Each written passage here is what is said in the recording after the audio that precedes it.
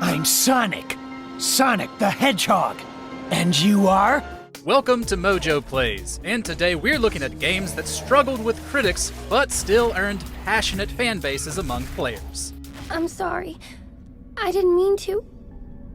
I just wanted to help. But before we get into it, we publish new content all week long. So be sure to subscribe and ring the bell to get notified about our latest videos. Days Gone.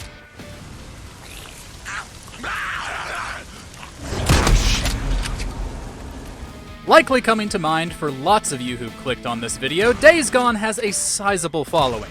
Players loved the Horde feature, riding their bike across a fairly well-thought-out recreation of Oregon, and Deacon St. John's tense journey to find his missing wife. However, when it comes to critics, reception could be best described as lukewarm. Admittedly, its 71 Metacritic score isn't too low, but when news broke about a rejected sequel pitch, despite high sales, there was a huge outcry from players who wanted to see the series continue. Sony seemingly looked at the tepid critical reception and felt it didn't fit in with its more prestigious output. I want this back. You coming? SpongeBob SquarePants Battle for Bikini Bottom Rehydrated.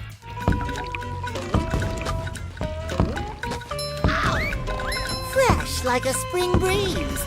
The original Battle for Bikini Bottom remains a fan favorite among SpongeBob fans. While not the most original of 3D platformers, it was a fun enough romp through the show's setting. The game was remade in 2020, but there was a common hurdle most critics could not get over.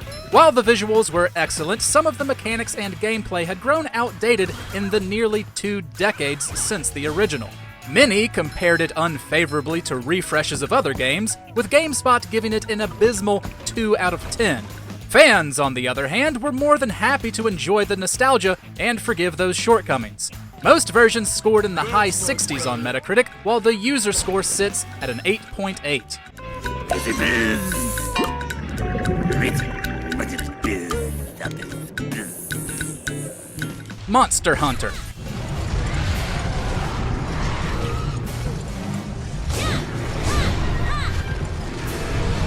It's funny to look back on the first entry in the now massive Monster Hunter series, as it wasn't exactly a critical darling the way many of its sequels would be. Most complaints from critics centered on the small environments, clunky controls, troublesome camera, and problems that came from early online matchmaking of the era. This earned it a mediocre 68 on Metacritic, but the 7.5 user score shows players were a bit more open to it, probably because, despite these issues, you still got to take on awe-inspiring monsters in thrilling action combat. Even through a few subsequent entries, Monster Hunter struggled to score higher with critics while fans continued to support it until the series became a juggernaut.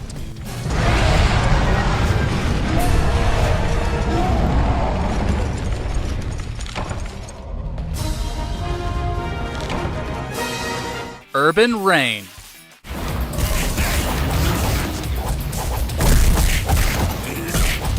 To a certain group of players, Urban Reign is one of the most underrated beat-em-ups of all time. Released on the PS2 by Bandai Namco, you play as hired muscle Brad Hawk, digging into the political ties to the criminal underworld. Many critics felt it needed polish in nearly every category, from its enemy AI, which they felt was unbalanced, to its mechanics, which they felt were tedious, leading to a 60 on Metacritic. However, with an 8.6 user score, you can tell there's a pretty big divide here. Many players felt the combat system was actually quite impressive, and that critics didn't dig deep enough. Difficulty could still get overwhelming, but knowing the mechanics made it a bit more fair.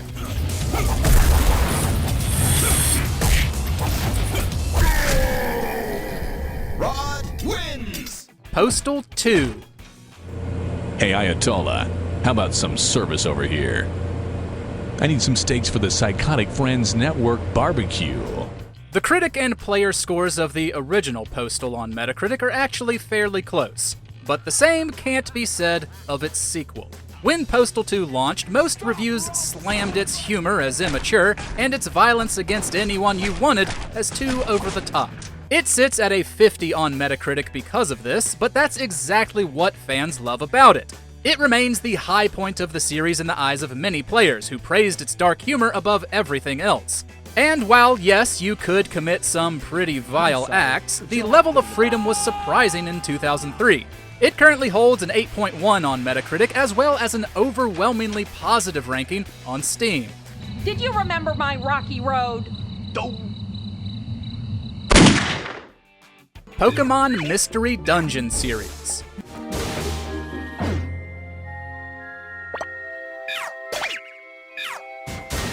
Pokemon has an absurd amount of spin-off games. Some of them are good, some of them are bad, and some deserve more love than they will ever get. The Mystery Dungeon series is of the latter variety. Most games follow the same base premise about a human-turned Pokemon who must rely on the help of other creatures to solve this mystery. It blends the turn-based mechanics with procedurally generated dungeon crawling, a unique spin that has delighted hardcore Pokefans each time. Critics never really saw what the fuss was about, though. The biggest divide goes to 2009's Explorers of Sky, which holds a critical score of 54 and a user score of 9.1.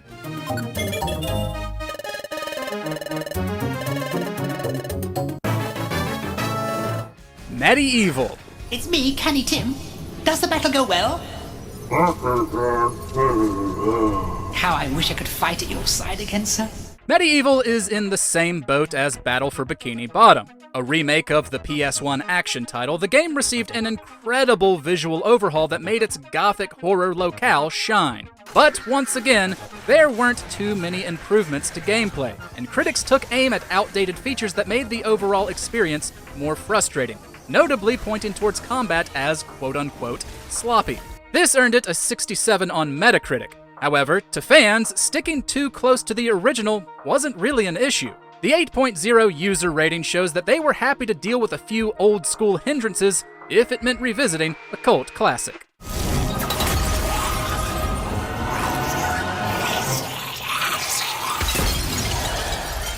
Alpha Protocol.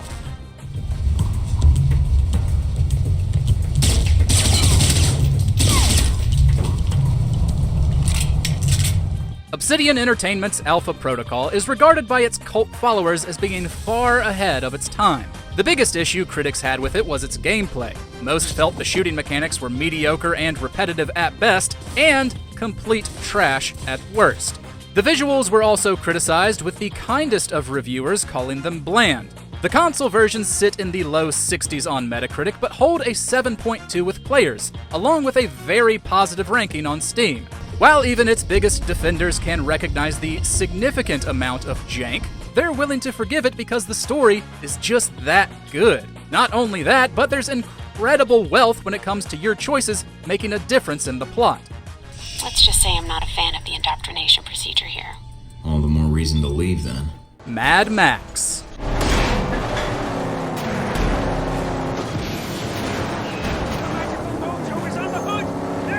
While it's unsurprising that this game would get overshadowed by Metal Gear Solid 5, there is still a huge group of players who will defend it to the death. Some reviewers were a bit harsh when it came to the game's story, which they felt to be too small a focus for an expansive open-world game. Others felt that the vehicular combat and overall quest design was too repetitive for such a big game, whose environments could become stale.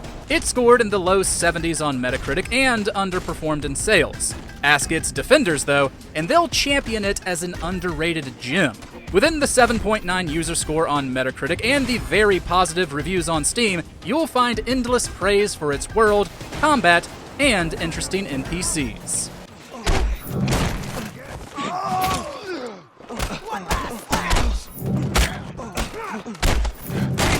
Kirby Air Ride.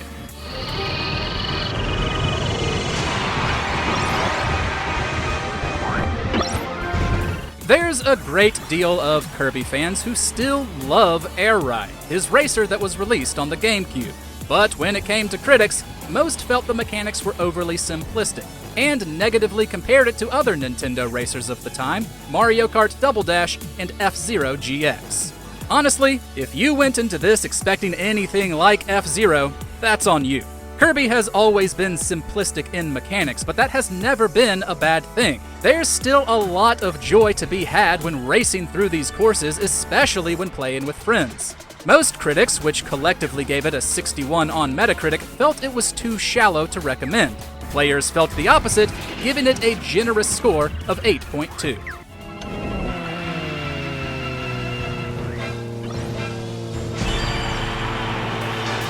Friday the 13th, the game.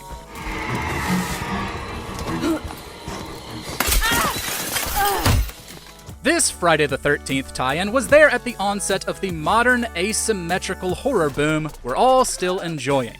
It placed most players in the shoes of camp counselors and one other in the role of iconic film killer Jason Voorhees. It was pretty obvious that the game could have used a bit more polish, with critics noting a plethora of bugs and some unbalanced gameplay issues. Fans, though, were just happy to see Jason return, and many of them were more forgiving of the technical issues as they added to the campy factor prominent in the film series. The developers worked to fix the problems despite licensing issues that have plagued even its source material, leading to a more positive reception from players. Is that a person? Gauntlet Dark Legacy.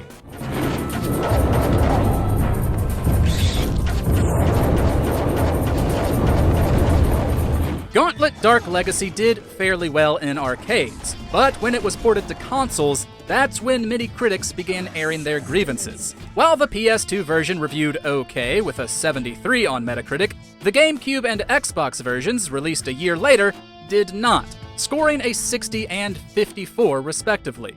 Many of the negative reviews pointed to the graphics as outdated, but considering it was a 3-year-old port of an arcade game, that shouldn't have been a major sticking point. Many also took issue with level design and gameplay, considering it boring, as well as technical issues and slowdown with large groups of enemies. Personally, I played and loved the GameCube version.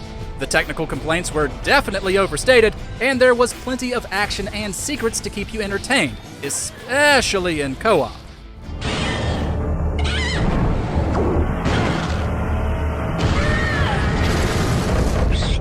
Pathologic 2.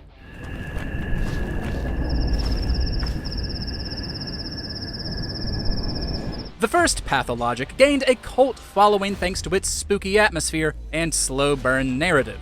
When it got a sequel much later, which drew a lot more attention, there were a lot of critics who simply didn't have time for what it was trying to do. While its setting was another point of praise, the high difficulty that came with its brutal survival mechanics certainly wasn't.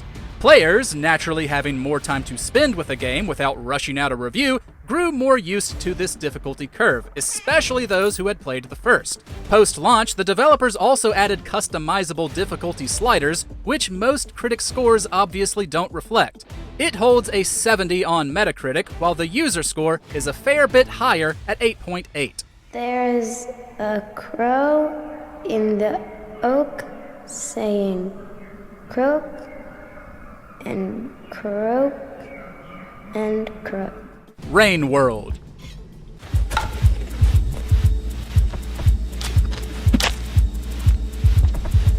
Rain World is another game most reviewers found too frustratingly difficult to enjoy. You play as an animal called a slug cat, who must navigate and survive in increasingly more hostile biomes. To be fair, there's an insane amount of ways to die in this game, all of which are easy to get caught by, from the many one-hit kill enemies to its disastrous weather system. Critics spoke with their scores, with the PS4 being the lowest rated at 59. However, survival players are gluttons for punishment, and many of them met the challenge head-on. They loved the high difficulty and felt that surpassing it was extremely rewarding. The 8.8 Metacritic user score and very positive Steam ranking were also reached due to the developers issuing post-launch patches.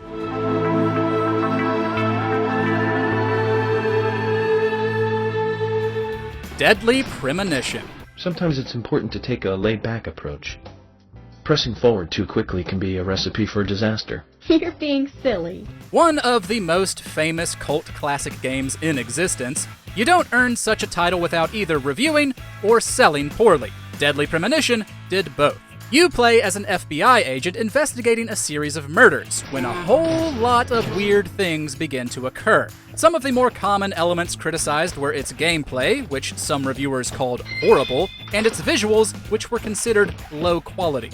However, the game was such an oddity that it eventually drew the attention of many players, earning its cult status. Fans love the campy vibes, seeing some of the things that critics hated as part of the charm. The 360 and PS3 versions hold Metacritic scores of 68 and 70 respectively, while the user score sits at an 8.2.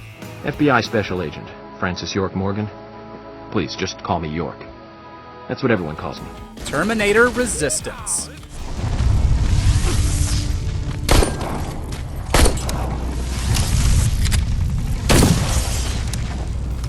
Movie tie-in games can be risky, hence why there's a running joke about them usually being bad. According to the critical reviews of Terminator Resistance, it's just another in a long line of that legacy. Many critics found it boring and unable to measure up to the many other FPS games on the market. The PS4 version earned the lowest score on Metacritic, a 47. But even the next-gen upgrades, which had better performance, didn't reach nearly as high ratings as players gave it. Overall, it holds a 7.6 on the site, as well as a very positive ranking on Steam. It seems Terminator fans were simply happy to get another game, and were willing to forgive its lack of originality. When I looked back, he was lying there, dead on the floor. Look, I'm sorry, I don't think I'm ready for this. God Hand.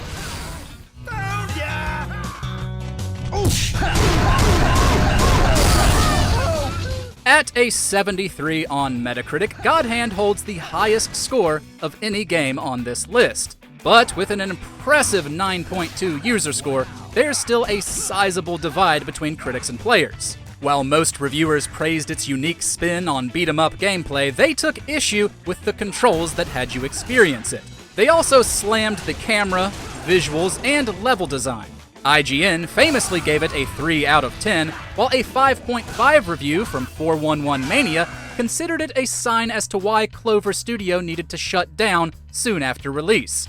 Ouch. Players, though, still adore it today. They love the oddball sense of humor and praise its combat encounters as some of the most distinct in its genre. Question time, sweet cheeks. What's the name of our boss? Elvis! E-L-V-I-S! Nier.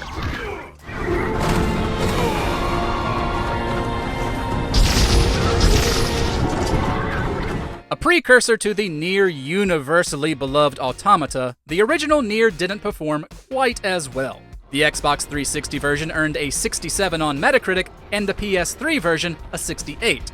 Many reviewers had problems with the same aspects. They felt its visuals and environments were bland and uninspired, its gameplay, which utilized several styles, was uneven, and its side quests were repetitive, mindless fluff. However, to players who gave it an 8.5 user score, none of that detracted from what the game does best. They didn't care about subpar graphics when the story, voice acting, and music were all this superb. And the uneven gameplay that critics were bothered by, they saw as a varied way to continuously engage with the game. Don't touch that book. Not ever. Do you hear me? Yes, Dad. Sonic Unleashed.